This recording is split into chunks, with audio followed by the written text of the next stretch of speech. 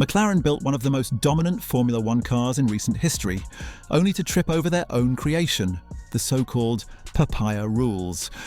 Rules meant to preserve fairness between Lando Norris and Oscar Piastri. But peel back the glossy orange paint, and what you'll find isn't fairness. It's contradiction, confusion, and manipulation. What started as a philosophy of unity has turned into a circus of inconsistency. And today we're going to break down exactly why McLaren's Papaya Rules are a joke. From day one, McLaren has proudly promoted their internal racing code.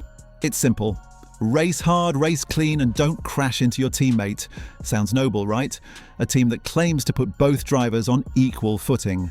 But here's the truth. The more McLaren enforces these so-called principles, the more tangled and contradictory their execution becomes. The result?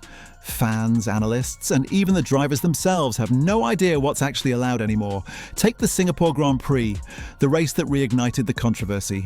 Lando Norris, chasing both Max Verstappen and his own teammate Oscar Piastri, lunged for a gap that barely existed. He locked up, hit the back of Max, and then bounced into the side of Piastri. Oscar was marginally ahead at the apex, but the collision cost him momentum, allowing Lando to fly past. The stewards called it a lap one racing incident. But come on, to fans watching, it looked like a textbook bump to pass. And the irony? When the roles were reversed in Austria and Hungary, Oscar attacked Lando just as hard, locking up multiple times. Yet he never once made contact. Somehow, McLaren always finds a way to protect one driver more than the other. And then came Monza, the true breaking point. Lando's pit stop went wrong, costing him crucial seconds. Oscar pitted later and emerged ahead on pure circumstance. But instead of letting the natural race order play out, McLaren intervened, asking Piastri to hand the place back. Their reasoning? Fairness.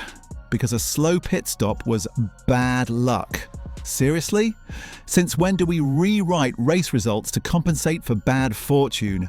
Formula One is a sport built on risk, randomness, and precision. You don't hand back a position because the wheel gun jammed.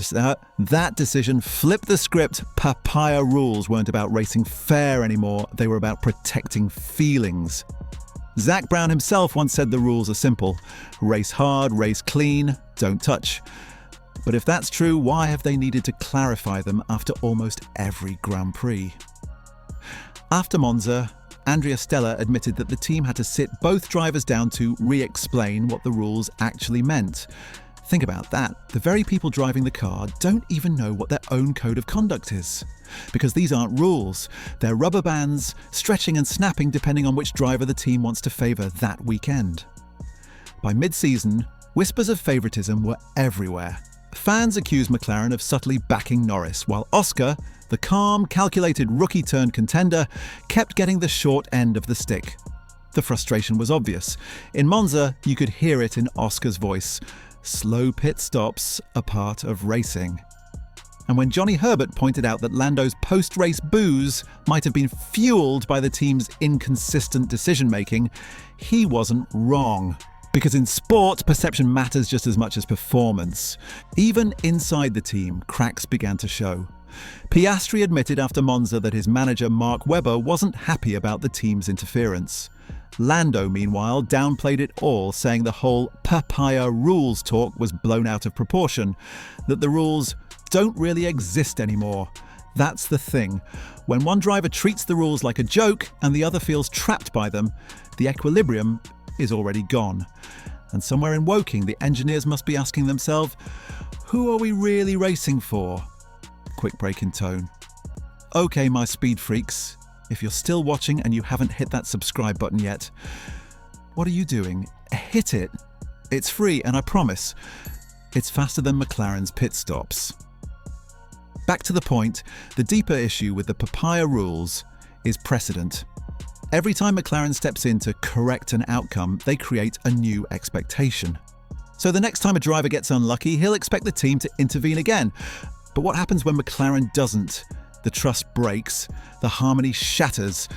Suddenly, every radio call becomes a test of loyalty instead of strategy. Toto Wolff even called it a tightrope act, McLaren trying to be both fair and controlling at once. But you can't walk both sides forever, and here's where it gets fascinating. This isn't just a battle for the 2025 championship. It's a battle for control of the team. If Oscar beats Lando and becomes champion, he gains leverage. Power to say no the next time the team tells him to yield. That would make him the undisputed #1 driver at McLaren. And history tells us 2 number ones can't coexist in the same garage for long.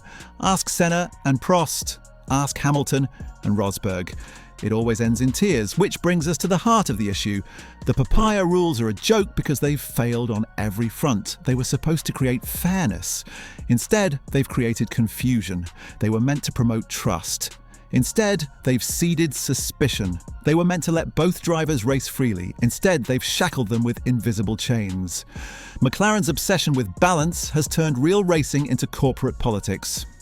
The most ironic part, McLaren has already wrapped up the Constructors' Championship, one of the earliest in F1 history. The job is done. So why keep pretending these rules matter? Why not finally unleash both drivers? Let Lando and Oscar fight it out. No politics, no pity, no papaya-coloured leash. Because if they don't, if McLaren keeps micromanaging every outcome, the storm that's coming will tear them apart from within. And that's what makes this so fascinating. Beneath the orange glow and PR smiles, a power struggle is brewing. 2 drivers, 1 team, and a rulebook that's collapsing under its own contradictions. The Papaya Rules were meant to protect McLaren, but in the end, they might just destroy it. So there you have it, McLaren's Papaya Rules, a noble idea turned into a corporate farce. If you want to know how Red Bull and Ferrari handle their own internal wars, and how close they've come to self-destruction, click the video on your screen right now. And hey, don't forget, hit that subscribe button, because next time we're peeling back another layer of Formula One's biggest secrets.